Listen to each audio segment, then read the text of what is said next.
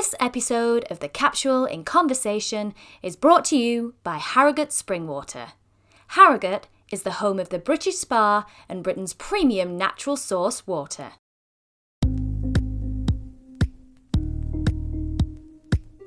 Hello everyone, welcome back to the Capsule in Conversation.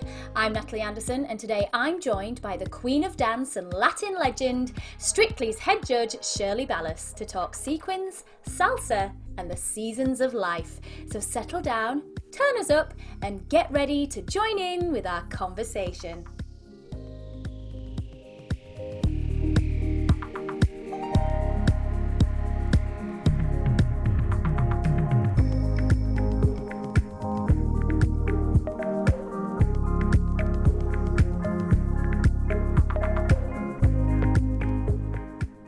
Hello all, welcome back to Series 4 of In Conversation.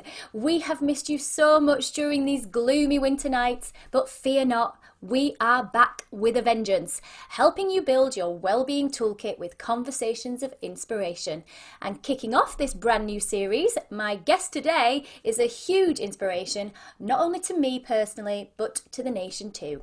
She's a world champion of Latin dance, decorated with titles and accolades for her contribution to competition, a fierce charity activist, the woman in charge of Strictly Come Dancing's judging panel, and now acclaimed author with her self-penned memoir, Behind The Sequins. It gives me great pleasure to welcome the incredible Shirley Ballas. Hi, Shirley. Hello. I'm so glad to be here, Natalie. It's amazing. Oh, thank you so much. It's my absolute pleasure to have you. I mean, before we get right into the thick of it, how are you doing? How are you coping through lockdown? Well, if I'm really, really honest, and I talk about the first lockdown when we went into, the weather was nice. I'd worked all my life, felt a little bit, you were told you had to do it. So it felt like a little bit of semi-retirement and it wasn't too bad. Then the second one came and a little bit more difficult. And when they slammed the third one at Christmas, that was difficult all round. I couldn't see my son, as with many of the nation who lives in California. Haven't seen him now for 14, 15 months. I did manage to see my mum for a week and a half and hadn't seen her for the majority of the lockdown. I don't think it's the easiest thing. I'm not going to fib there. I love what the expression you used at the beginning of this about the toolkit, because I have toolkits when I teach all about the techniques and this and that and the other. And then I adopted a technique toolkit to get me through this, what time I get up in the morning, make a list of things to be able to accomplish in that day. It's just different thinking. It's outside the box. Otherwise, even, as good as you think you are, and I'm trying to keep the nation on their toes with things I'm doing, it's still difficult. I was telling my mum today, I still find it quite difficult. And how is your mum finding it then? Is your mum on her own? She's 83. She got diagnosed with colon cancer. And I say this with my hand on my heart because I adore her. Not one grumble, moan or groan comes out of that lady's mouth. She gets on with it. If she feels like getting up in the morning, she does. If she feels like staying in bed a little bit, she does. But she's a creature of habit, same routine. And routine is what gets her through. She cooks herself a meal every day. She's washing and ironing and cleaning and her curtains and floors and you know what. So I never feel I want to complain because she just gets on with it. It is what it is and you have to get on with it. That's it. And do you think you adopt that same kind of mentality that I know training as a performer from a very young age, you're schooled into routine and what you need to do at a certain time.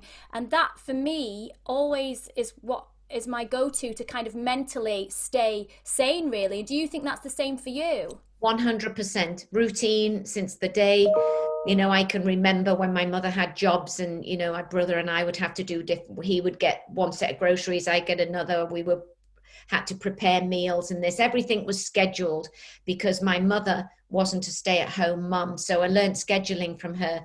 And then all through my life, everything's been on a schedule. My life, in fact, my son, told me, it's really good to be able to get off your schedule, Mummy said, because I feel like you're a hamster in the cage.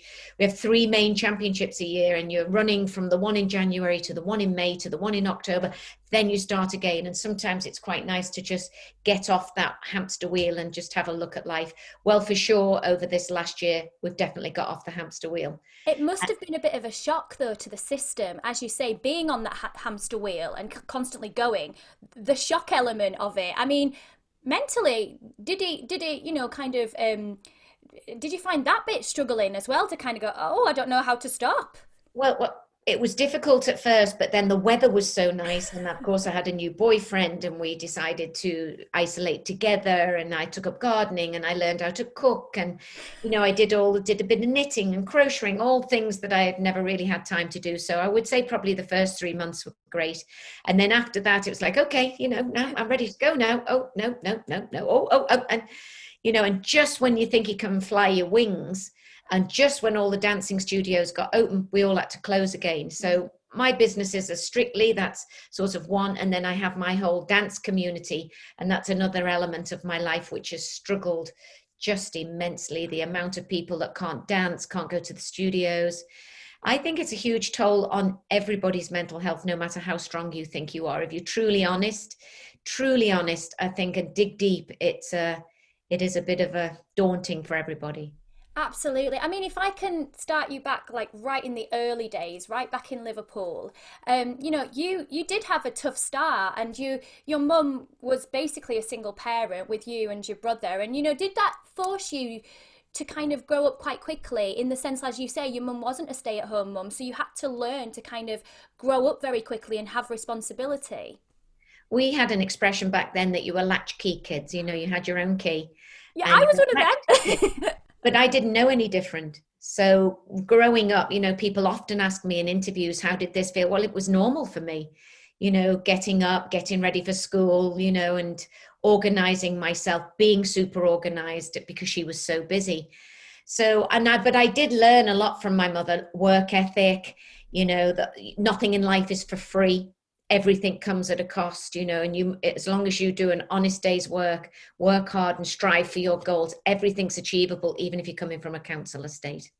I mean, I totally get that. As I explained to you just before we started recording on this, my grandma is from Kirby, and those really strong Liverpool kind of working class values were always instilled in us. And she was quite the disciplinarian as well, my grandma. And, as Liverpool matriarchs can be, I think. And at the time, as a child, I remember kind of having a relationship with her that I would be a little fearful at times. But now in hindsight, I'm so grateful for the skills that she's given me. And do you think that's the same with you and your mum? Because you're very close, aren't you? Oh, very, very close. She's the boss. Yeah. She is absolutely the boss from beginning to end in everything that we do. I think I've had a couple of crosswords with her in my whole entire life because it was something she didn't agree with what I was doing. But we're just 2 peas in a pod.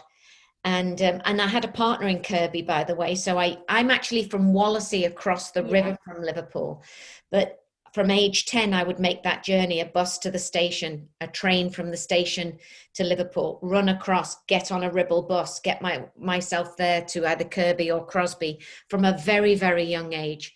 And I think that taught me a lot, to be vigilant, to make sure don't talk to strangers. And, so it was difficult, it was, when I look back now and I think, oh my goodness, I did all that traveling on my own at night, sometimes 11 o'clock at night. I was 10 or 11 coming through Liverpool, running from that Ribble bus station because they weren't connected, all the way to Liverpool Central. I can remember the sweat coming down my back, and then on a train, checking nobody kind of strange was around you, not knowing what to expect. You were just vigilant. My mother made me vigilant. So I think I learned to grow up a lot there because I did a lot on my own, watching her work ethic, funding and giving me everything that she had. The only thing I had to do was work hard, and then she was happy. There's one thing if a parent is giving you everything they've got and you're lazy, a lazy bones, you've really got to try when somebody else is putting themselves on the line, I felt. Absolutely. I mean, from that, those early days, where did the dance aspect come from? What was it that filled your imagination with it? I was the type of child who volunteered for everything. my hand was always up, sing, even though I wasn't very good at singing or acting or chess or tennis. And then I was at the church hall doing my brownies guides, as it was back then, actually doing resuscitation on a dummy. And I could hear this music. It was actually called Wheels. That I got to learn to love that. And I just followed where this music was. And there was a second room attached to us. And I pulled myself up. There was a little round porthole, if you could imagine. And I saw what looked like these magnificent people strolling around the floor. And I remember knocking on the door and asking the gentleman, do you do children's classes? And he said, funnily enough, we're starting on Saturday. And from that time, age 7, till when I retired, the only time I missed dance was when I was pregnant with my son, and I was dancing up until about 6 weeks before he was born. Oh my God. I mean, so what was it that really captured you? Was it It like was the music, it was the elegance, it was watching them move their bodies, all these things. I go back in my mind and I think, what? I wasn't looking for it. It found me. It found me, the music. And it was just a church hall that looked like a palace at the time at age 7, with people whirling round doing waltzes and cha-cha-chas. I was just captivated. And something in my heart said, oh my goodness, this embodiment of music is for me. And what did your mum think of that? Because as it's a very expensive kind of hobby, shall we say, if that's what it was considered at that point. Obviously, we now know you went on to conquer the world with it, but ultimately at that point, how did she feel about it? Was she very supportive, and was she like, get on with it, do it, and really support you in those early classes? No, no. At first, it was 15 pence a week for the Saturday morning class, which was about an hour and a half. So I'd get the fifth. She was excited that I had found yet another hobby, but I had so many hobbies. I was always the one, like I said, putting my hand up. So she said years later, I just thought I'd see where it goes. And of course, back then, the little dancing shoes were expensive. I was fortunate that I had a neighbor next door, Mrs. Dewey, that she sewed. So she made a little dress for me, beautiful, still have a picture of it till this day. She made the same for my teddy as she made for me. And so my mum got the shoes, the lady next door made the dress. And my mum said, I just used to walk there. It was quite a walk to get there, didn't go on the bus, or it was too expensive, bus fares and this and that. And my mum said, I really took care of my shoes. I would guard them with my life. And she just thought, oh, well, let's see where this goes. And the years passed and she thought, okay, she's quite serious. But all her friends, without exception, even the ones close to my mum, said, don't waste your money, Audrey. You're working day and night, pay for shoes, little dresses, transport, this, that, and the other. She will never amount to anything. It's And my mother wrote in my book, Behind The Sequins, with one line in it when they interviewed her for the book. She said, well, I just guess I backed the right horse. And that made me cry. I thought that, she gave up a lot, my mother, for my brother and I. And she saw my dream. She let me move home when I was 14 because I was so passionate. I wanted to dance with Nigel Tiffany and move to Shipley in Yorkshire. She didn't want me to go, but she knew we had no money for train fares and transports. And she thought, okay, she'll be back in 6 weeks. And I never came back. I left at 14 and never went home. And then went straight off to London. I mean, after that, but I just want to come back to your early classes. All of my best friends are dancers, and throughout our life, they've always had a Miss Julie, or a Miss Angela, or a Miss. Your first dancing teacher, did you have a Miss that kind of taught you those first early lessons? I had a Vic Knox and May Knox. That was the name of them, and he was okay. That's another story, but he was the first person, and then Frank and Lil, so there was 4 of them that taught these children, and then from there I moved through different difficult circumstances. I moved at 11 to go to another lady called Margaret Redmond, Miss Margaret Redmond, and I accredit her with my true start and my true role in the dance industry, even though again we had to have more clothes. She got me a little boy partner because I was dancing with a little girl at the time. And I put it all in my book. It was, I left Vic because of circumstances out of my control. And my mother moved me to this lady, Margaret Redmond. And she was my Miss Margaret, still good friends today. She still works every hour God sends. She's in her 80s. That's what I mean, is these stalwart kind of dancing teachers, like I say, the Miss Julies that I know of that are still going now. And And all of my best friends will always accredit that time from probably being around about between, I don't know, 7 up to 14, as that was their key training, you know. And tell me just a little bit about the things that she instilled in you, you know, the lessons that she taught you that really stood you in good stead for those future championships. Well, I then learned not only dancing from Margaret and the quality of how to move from Margaret, but she could see that we didn't have a lot of money and she'd always give us extra. And the things she required from me: never be late, always be kind, make sure you practice. And what I quickly realized is the more I took all these things on board, the more people were happy to help me. So then I had people that would drive me to the competition, or it would be late at night and the coach wasn't going past my way. So Zoe and Charles, it's another couple, could see my dedication. They go out, they lived in Wales, they go out of their way to come back to bring me home. So I had a lot of help, because I realized now they saw the hard work and they thought, this girl is really shining. Maybe we can play our little part. And I've never forgotten any of them that helped me on that journey, because without Frank and Lil and Margaret and Zoe and Charles, without these key people in my life, I never would have been able to get to and from different competitions, to and from different venues. A child of 10 and 11, it wasn't going to be possible. And that's the thing, isn't it? It's always remembering those people that helped you in those early days. Because as you say, you know, that gratitude, it's so important, because without those, you wouldn't have achieved the success that you went on to achieve. Well, And it's lovely to hear that. I find a lot of people, particularly in our industry now, because in the Latin American ballroom industry, they don't have the same respect for the older generation that I had when I was growing up. And you do a lot for so many, not just me, but many people in my industry. They help people, and those kids go on and they don't remember, or they don't, not that anybody should, but it is nice when you achieve something great in your life to remember those that helped you get there, because you go up like this and there'll be a point when you come back down. And if you've remembered those people, they're still there as true friends. And I think that was instilled to me in a very, very young age. Work ethic, never be late. I am never late. And if I am, I hyperventilate and I panic if it's due to traffic or this.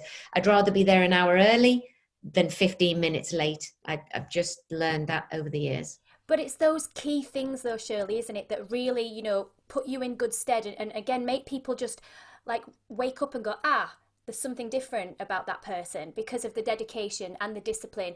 And I expect, you know, your background of having true value on things, true value of money, you know, what it costs to kind of go out there and watch your mum work incredibly difficult, then come home and see that kind of sacrifice that she would have made. So as a young child, you would have, I'm sure, kind of had this, again, value of money.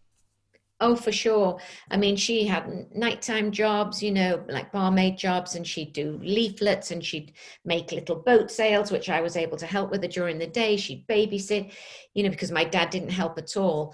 And I just used to watch that, and I used to think, this woman is working super hard for my brother and I.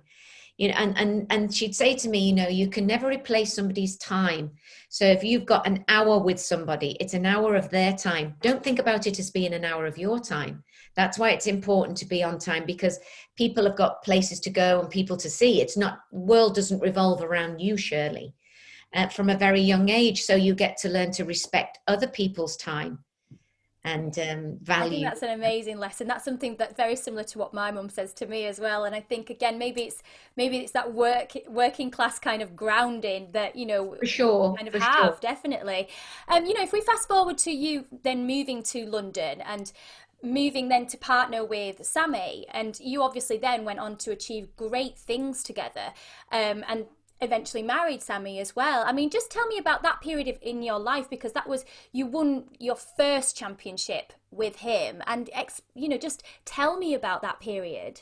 Well, just briefly, before that, I was engaged at 16 to a man called Nigel Tiffany, who's my financial advisor to this day. Oh, And really? my very best friend.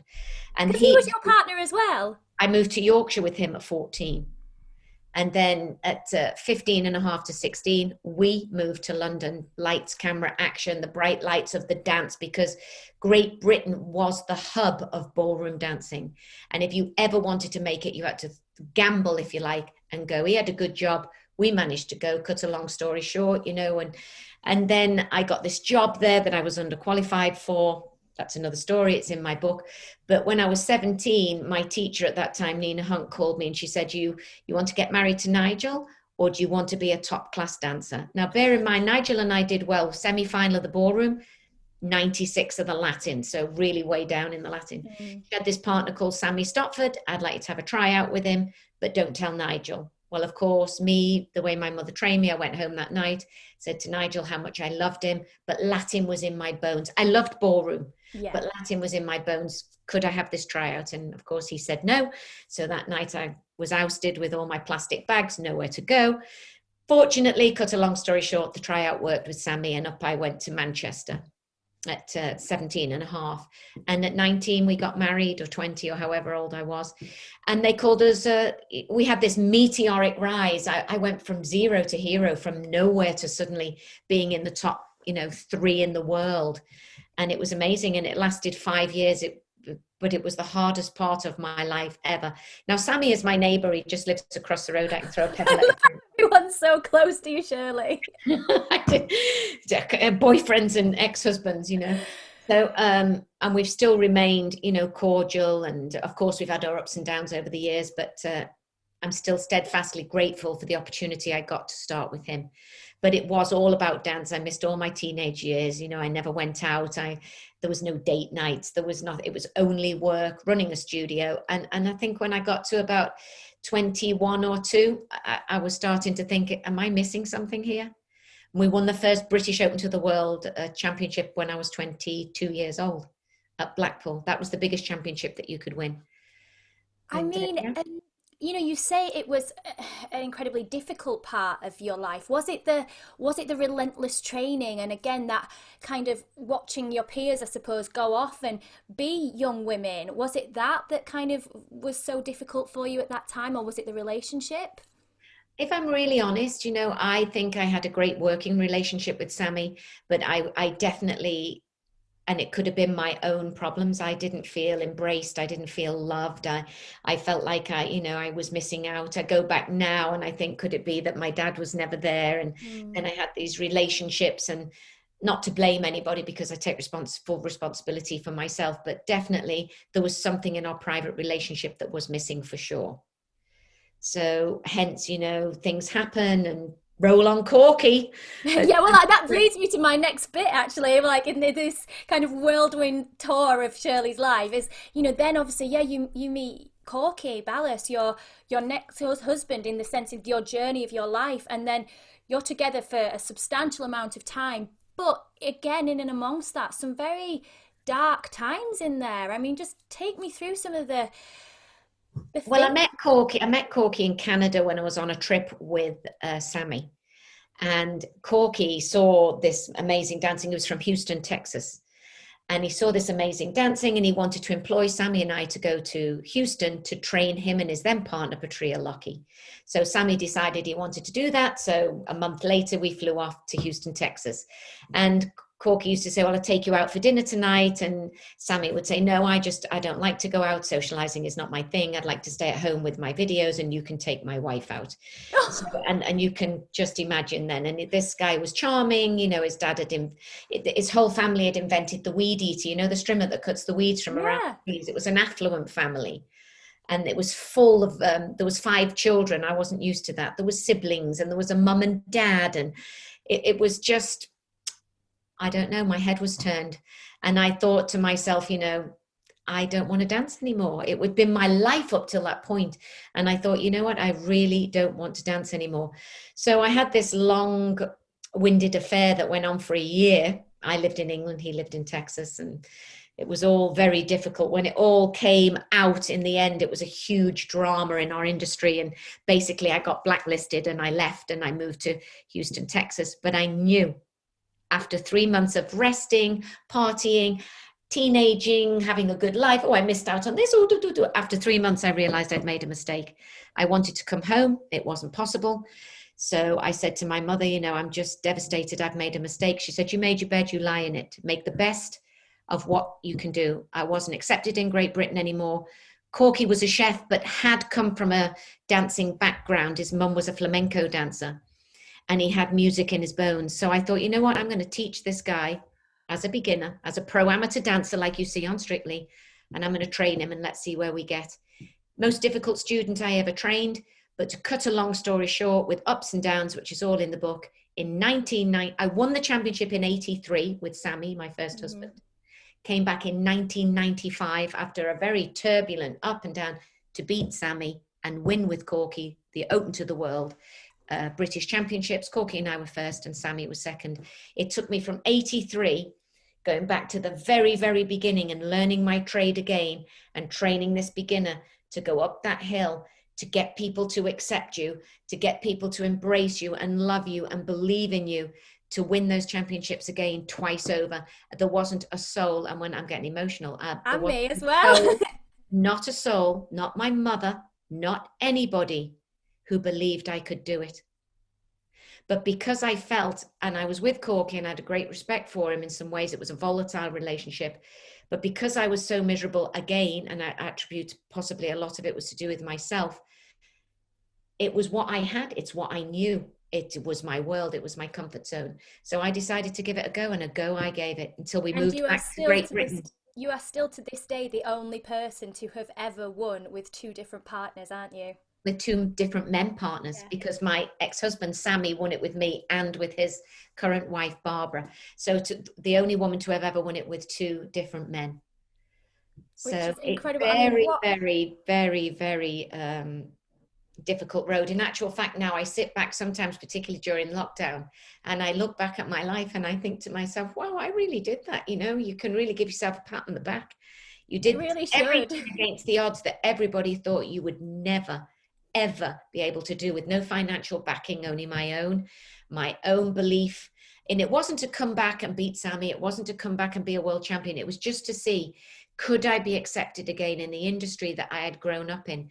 I wanted to move back to Great Britain, you know, and then in the middle of my career with Corky, I got pregnant and had this little boy, and everybody was saying, don't waste your time. So not only was I training Corky, but I had this baby as well that I had to take all around the world with me. And yeah, it was a difficult road, but I got there in the end. But Shirley, I mean, for me, I just like you getting emotional, then I'm the same, in the sense that to see the sheer determination and tenacity of a woman to go, no, you are not putting me in a box, you are not writing me off, and just to see a woman owning it and going, I will show you, and having the balls to do that.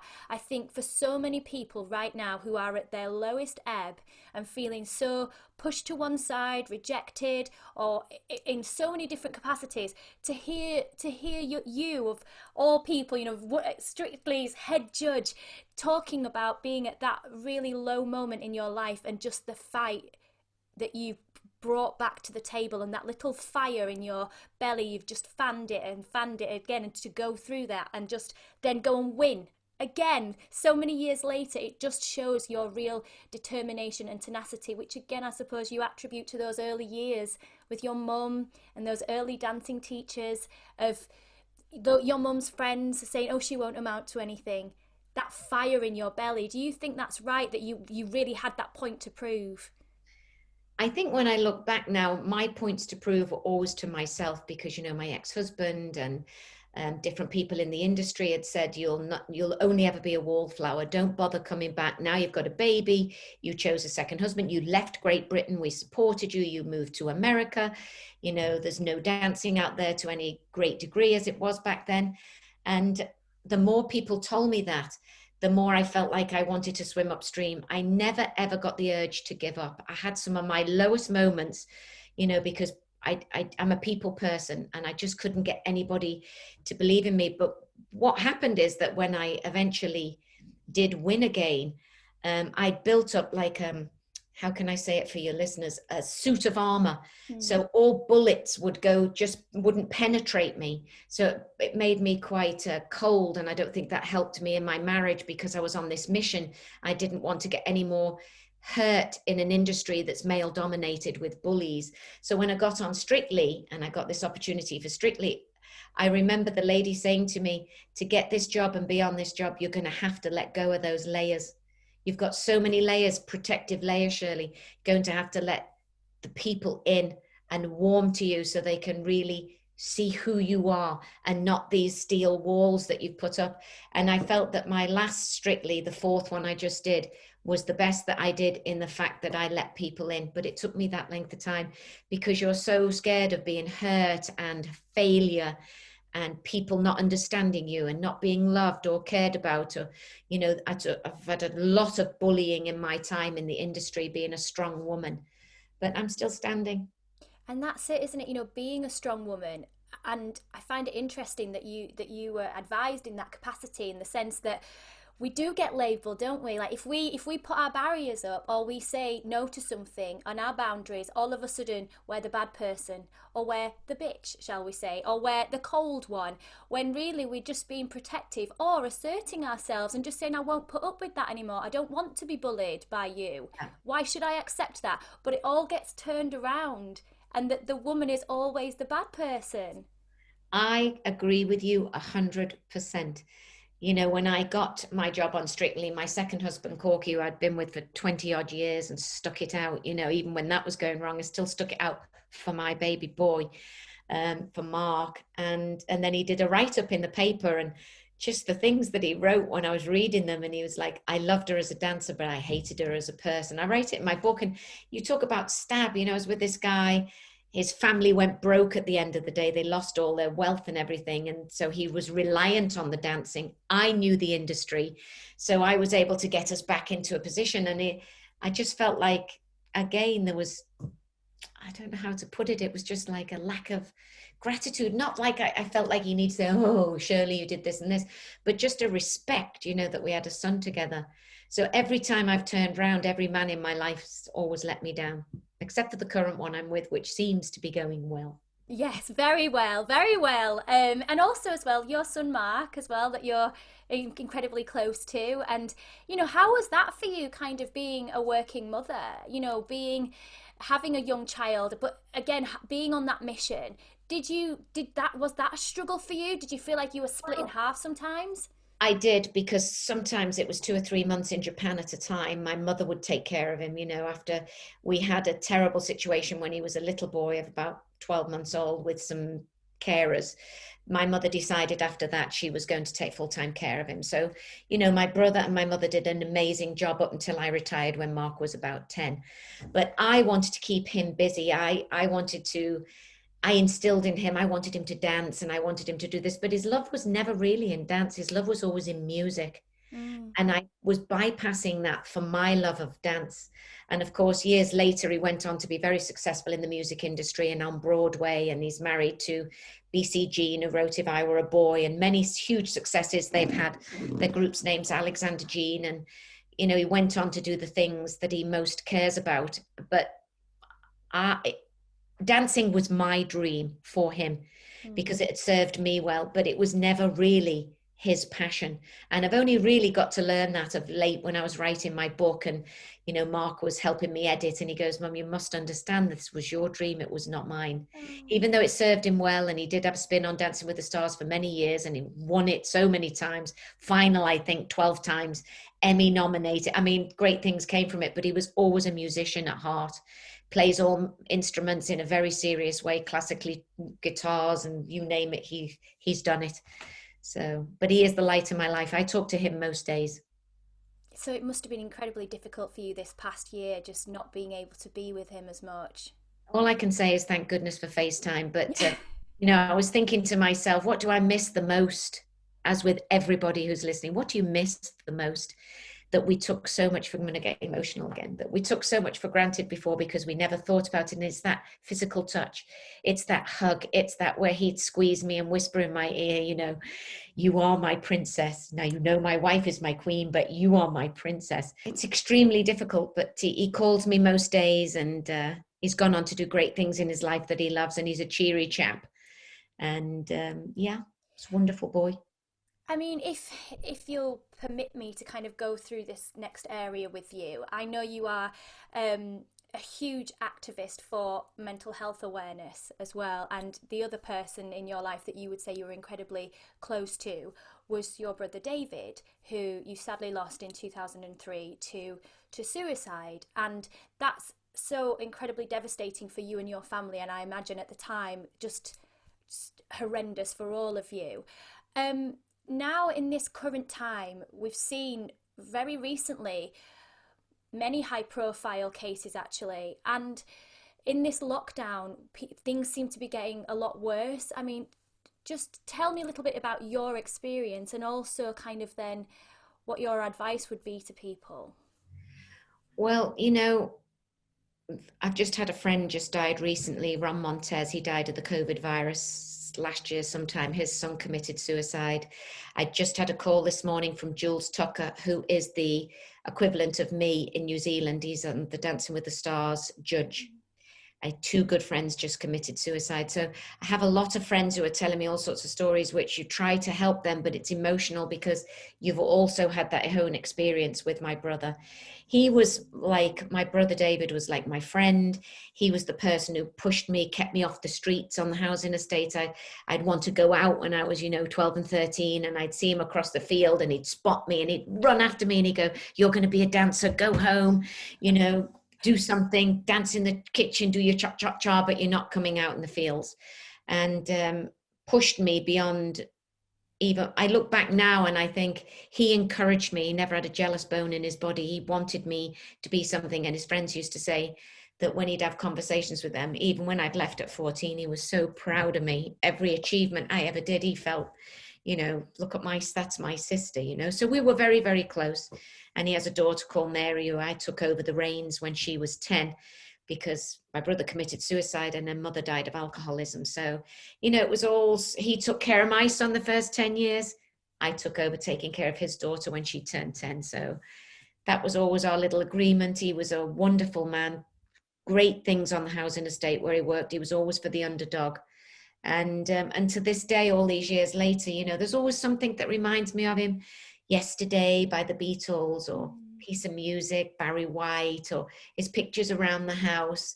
I have his urn in my home, so he's my go-to person if I'm feeling a bit low. I know it sounds strange, but I go talk to him even though he's just in the corner in his urn. But yeah, it's very difficult for everybody out there that's struggling.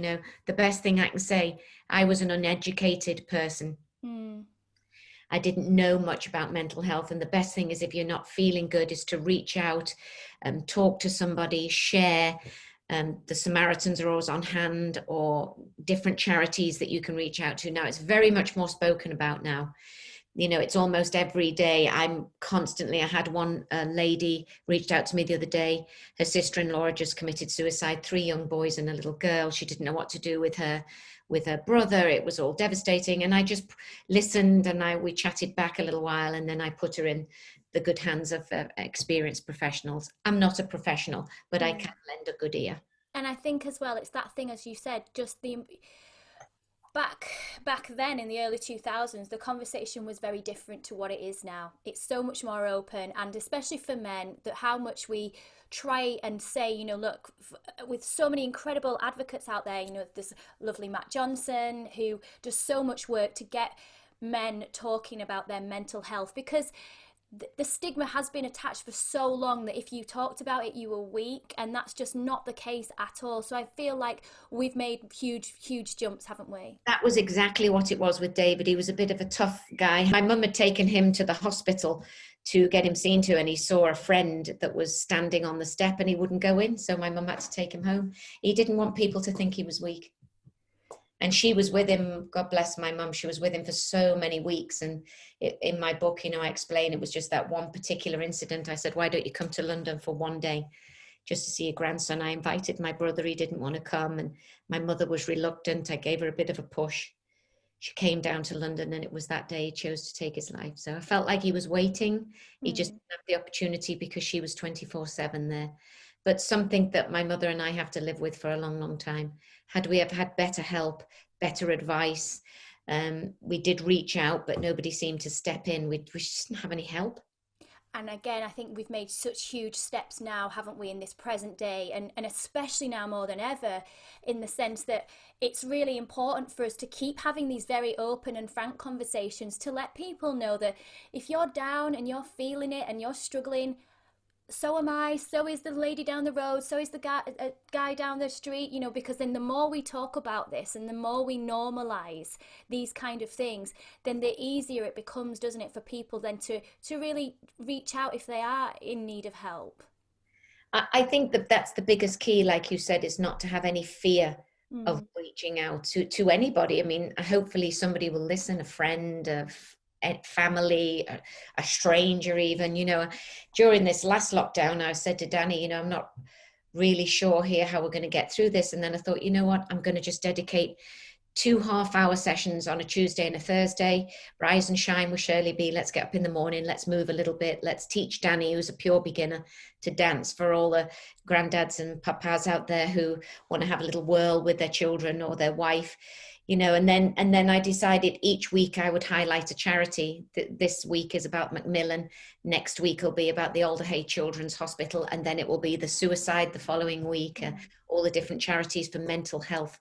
So, and that's the best I can do, you know, is give back free of my own time, no charge at all, and just try to have people in to react. And then, of course, I get lots of messages. I try to answer all of them. I do pretty good. I sit there, even if it takes me 6 hours, to go through all the messages to see how people are feeling. And it's just about keeping your spirits up and doing it as a unit, because to get through this, we have to do it together. You cannot do it alone. And sometimes I watched a show on the TV the other night about forgotten people. You know, the little neighbor that's in the corner in a little house, or the gentleman that nobody calls on. And I think it's these people that we have to try to reach. We have to think outside the box. Now, who can I help? Who can I talk to? Is there anybody I could just knock on the door from a distance and give a little wave to show that you're thinking about them? And that's what Danny and I are doing, from going out to feed the homeless, all in our PPP and our whatever else that we do, is giving back.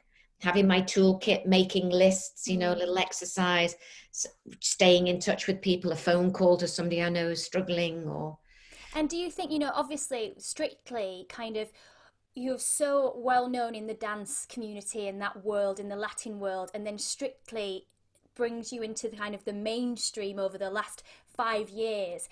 Do you think, you know, obviously now with your public profile, that it has allowed you to reach those people, and that is a joy for you, being such a people person? well, when I went for the job at the behest of my son, who gave me a huge push, put his "you can try for the job." Get a job at 57 with no TV experience, Mark, be real. Nope, you must try because you've got the qualifications. And I was umming and ahhing, and he goes, well, you could use it as a platform to help other people, because I was already set up. I'd done well in the dancing. I had my own home.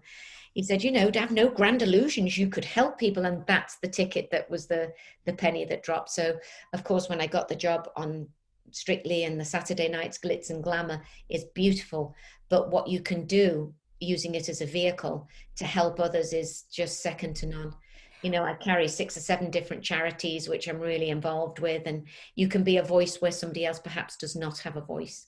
And that's the part that's been absolutely rewarding, beyond belief, really.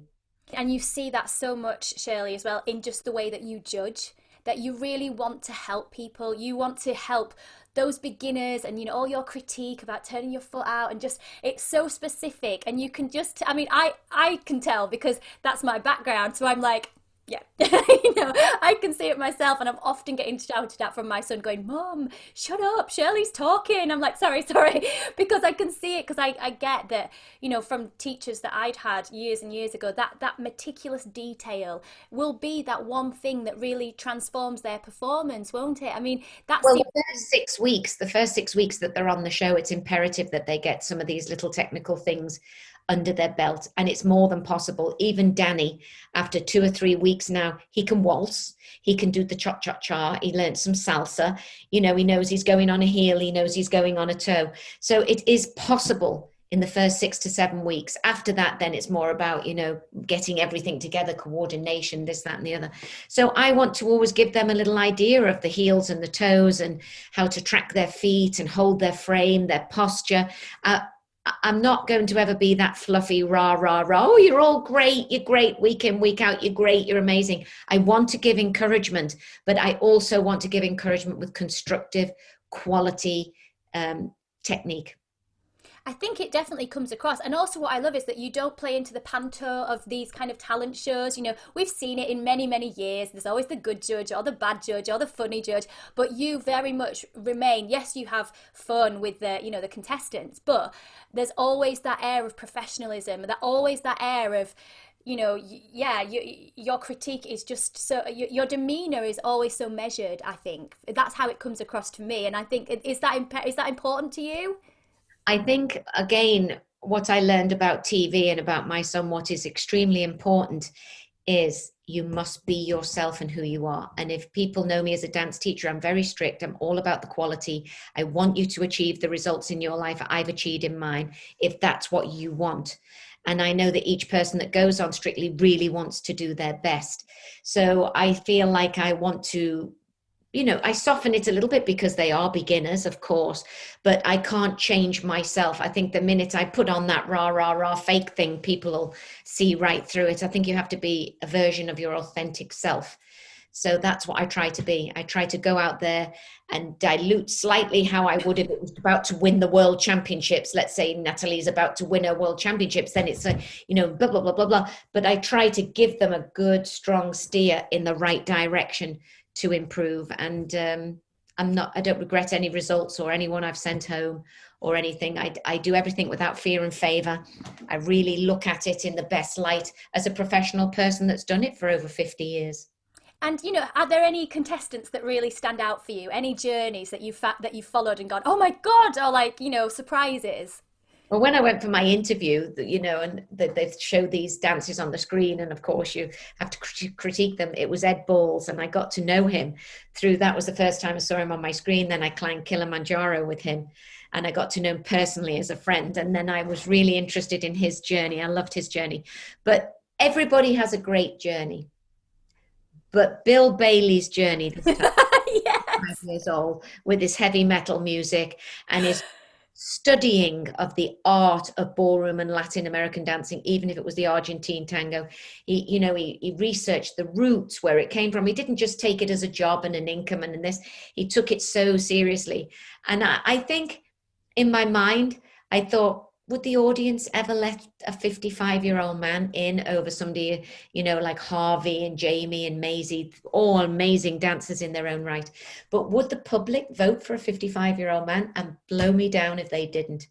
And I couldn't think of a more worthy winner. All 4 of them could have won, any one of them. But the fact that people saw the journey in Bill Bailey and the hard work he'd put in and the studying and the 12 hours a day practice just warmed my heart. I thought that would give encouragement to anybody over the age of 50, apply for Strictly. It's not always just a young man's game, this. Honestly, I watched him and I was just like, oh my God, he's amazing. From week one, actually, I said to my husband, I said, he'll win. And James looked at me and he was like, what? I said, I'm telling you now, Bill Bailey will win, because I could just see this excitement in him, that he was relishing this opportunity, and his musicality was just so brilliant, and I was like, oh my god, I think he's going to do it. But and then when he did, he reminded me a little bit of myself, of my own journey. No matter what he took on, he did it to the absolute best that he could. He couldn't have done any better in study, in practice time, in work ethic, everything. And it was just a magnificent journey. There've been many amazing journeys over the time, but I think that he topped it, particularly because we were in lockdown, no audience. We all had to rely on each other for the rah, rah, rah. I think we all did a great job, actually. it was amazing. It was such an incredible series. I tweeted, I was so grateful that it, went ahead, because everybody needed it. We were so down and we needed that sparkle. We needed that joy in our lives.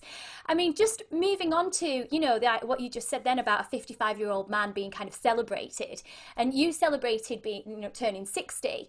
And how did that feel for you? Were you kind of excited about that? Did you feel, were you scared? Were you nervous? As a woman in the public eye, how did you feel? Well, it was a milestone, that's for sure. And it was sad because I couldn't have my son here to celebrate this big birthday. My boyfriend did a great job of putting something together for it, which was amazing. But I was a little, it took me a minute. I was a little bit nervous, turning 60, my boyfriend's 47. And, they're all my own insecurities, which I talk about in the book, over the years, what to do with body and the way you look and image. I've had a lot of image problems over the years, as hard as it may be for people to understand. And I don't expect them to understand. But like I say, from bullying on a housing estate to your skin, when I used to have spots, and I always struggled with my weight, always. People even on Strictly will see it go up and down from a size 6 to a size 10.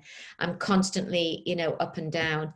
And then when I turned 60, I didn't really know what to think. And then I sat down with Danny and my son via the FaceTime, and he goes, "You've just got to embrace it." And then we went through all these wonderful things that I'd done and all these wonderful people I'd been able to help in the public eye, and charities and things that came so late in my life. So in the end, I embraced it. But leading up to it, I thought, it doesn't seem 5 minutes since I was 50. And you and I'll be sitting here and I'll be 70, because it goes that fast. You can't control time, and everybody's going to the same place no matter what you've got. Somebody once said to me, "Shirley, there's no what is it? No pockets in the coffin, no luggage rack on the end. It's just you. Make sure you slide in sideways saying, 'I've had a ball and a great time. I've helped people. I've done my best,' because life's for living." Oh, I love that. That's brilliant. I mean, I turned 40 and at the end of this year, and I was like, how can I be 40? Like, I feel like I'm still 21. And it's not quite what I expected. I don't feel how I expected to feel. I'm like, no, I don't know if I'm ready for it, but yeah, I'm excited about it. And it's I think for a woman in particular, we've been so scrutinized, haven't we? Especially in the entertainment industry, you are scrutinized all the time, from the time you're so tiny going into class to now, later on in life. And it does massively affect your self-esteem, doesn't it? I mean, you've been very open, as you've said in your book, and as you've said in interviews, that you have struggled at times. I mean, I just wanted to talk to you about the fact that you chose to have your implants removed, and you did that up publicly, and you chose to be very honest about that. I mean, why was that important to you to be honest about it? Because when I first got the job on Strictly, my first ever interview was with the Sun newspaper, a gentleman called Dan Wotton, and he said, as long as you're always fair and as long as you tell the truth and you be honest, then you can always put your point of view forward. And I never forgot that. So I thought, here I'm going to be with these big boobies, and next week I go on Strictly, no boobies. It's going to cause gossip anyway. Has she, hasn't she? So rather than do that, I decided to control my own narrative. And also I thought it would be good for the younger generation girls. When I got those boob implants, I did them because of lack of self-esteem. I wanted my husband to love me. And I thought having these big boobs and looking young, in my 40s would be amazing. And little did I know, I did no research. I didn't know what was going on. It was actually Michelle Visage that was on the show with Giovanni at the time, who told me, when you take out the implant, Shirley, make sure you take out everything that's going around it, like the capsule. And when they took all that out, they photographed it for me. I had to find a surgeon who could do that. It was unbelievable what they took out. It was like a piece of fillet steak that had grown around the implant, and all these tentacles that came off, and then they attached to different parts of your body. And they're nervous about taking those bits out because they can puncture a lung, or they can do this. I wanted it all out. And they managed to, for the most part, get everything out. And I just thought I could just do it on the QT, so to speak, but now I wanted to do it. First, I wanted to do it for myself and show I could have the surgery on a Tuesday and be back at work on a Saturday, even though they told me it takes 6 weeks. I wanted to see how strong my mind was. And then second of all, because it was a long operation, I wanted it to share my journey so people think twice before they put anything foreign in their body. I mean, that again is it's such an amazing. I remember seeing the interview, and the image of you, and you just portray this strong, iconic woman. That when you had them removed, did you feel like in some part of you that you were letting go of an old piece of your life as well? There was a part of your life that you were saying goodbye to. I think yes, I felt a little bit renewed as a woman. And like I said, it really helped that I have a great partner, because obviously they take off the nipple and they have to do the lift, and there's all sorts of things involved in getting them in the right place, your own chest, and making sure that that looks as good as they can make it. And had two scars that Danny said looked like smiley faces.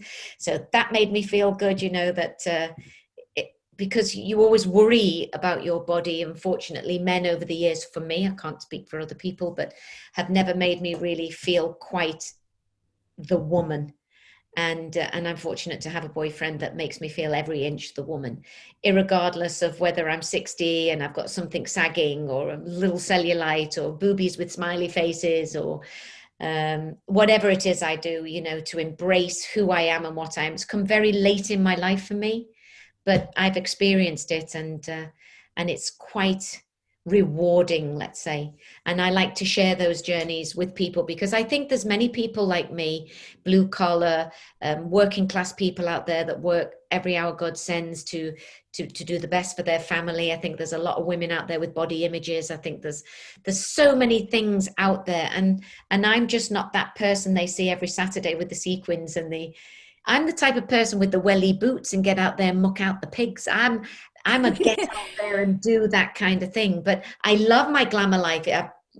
Ballroom dancing has been glamour since I was 11 years old, but there's another side of me behind those sequins. Exactly. I was just about to say that. I mean, that must have been the motivation then for your book, to kind of go, I want you to know the real me, the me that is without the makeup on, the me that's been hurt, the me that's come back from adversity. Was that the motivation behind it at this point in your life? Oh, for sure. I think to anybody out there listening is, no matter how you're kicked down in whatever circumstances, find that will, find that way to say, I am going to do this, whether it's moving away from a bad situation, or whether it's about going further in a job that people have told you, don't waste your time, you're never going to get there, to anything that you want to do, whether you're a young person listening, whether you're middle-aged, whether you're older, it's never too late. You get one life to live. You've got to do the best that you can with it. And when one door closes, another one will open. And when that all closes, you'll find that little ridge underneath that door, worm your way through there, get through there and see, there is a brighter future. And for you now, Shirley, at this point in your life, what is your future? What are you looking forward to next for the next season of your life?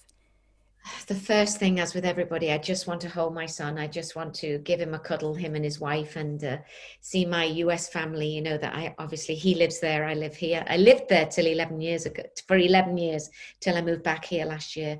That's the first thing on my list, is I want to have that interaction with my son and his wife.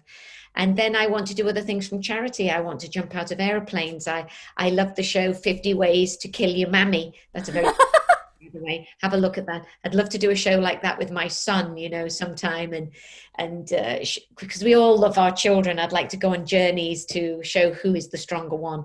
Is it my son who's younger than me, or just because I'm older I don't become the child? Come on, step up.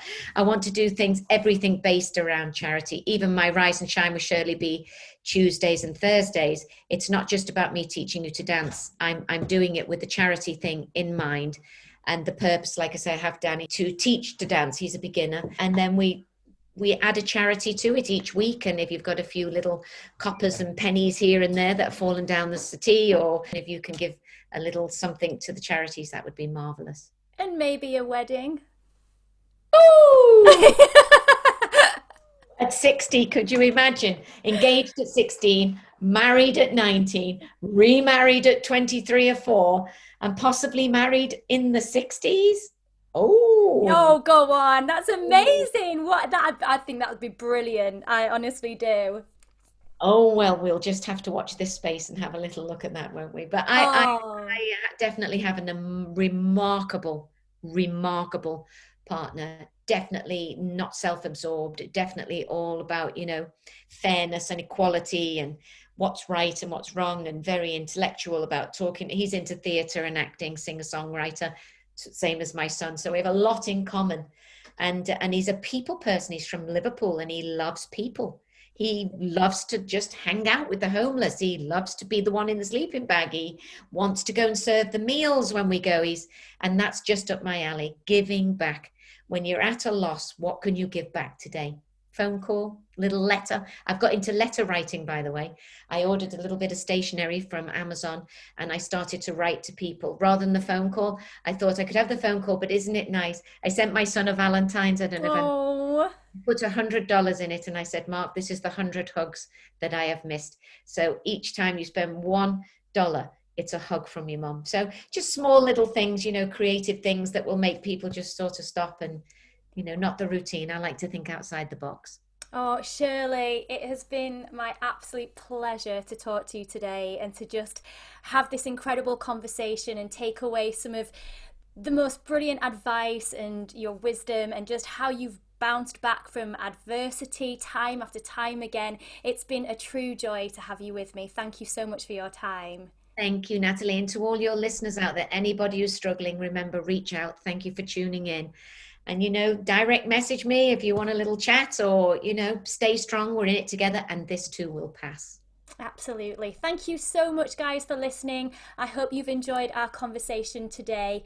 If you would like to get Shirley's book, Behind the Sequins, it's available online and in-store now at all good bookshops. I urge you to go and read it. If you'd like more wellbeing, fashion and beauty content, you can visit us at our website, www.thecapsule.co.uk, where you can also catch up with our previous podcast episodes by visiting the In Conversation page and subscribing to any of our podcast channels.